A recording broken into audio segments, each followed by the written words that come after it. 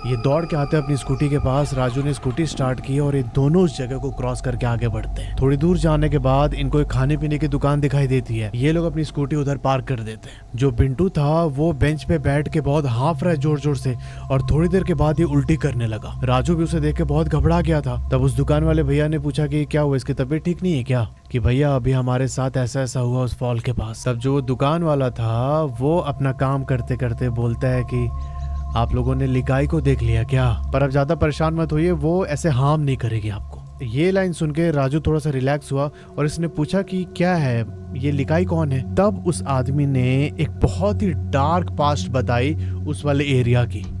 सुनना आप ध्यान से। वो दुकान वाला बताता है कि चेरापुंजी के पास ही एक खासी ट्राइब की बस्ती है। वहां पर एक औरत रहती थी जिसका नाम था लिकाई। उसी ट्राइब के एक लड़के के साथ लिखाई की शादी होती है और 2 साल के बाद लिखाई को एक बच्चा हुआ।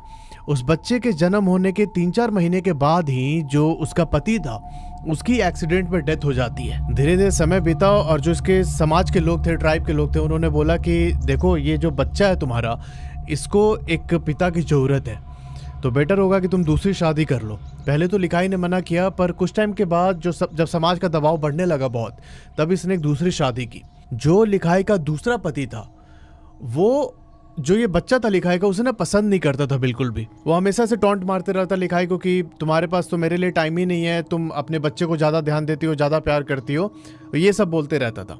पर लिखाई चुपचाप सुनती उसकी बात को और ये काम करने जाती थी, अपना काम वाम करके शाम को वापस आती थी।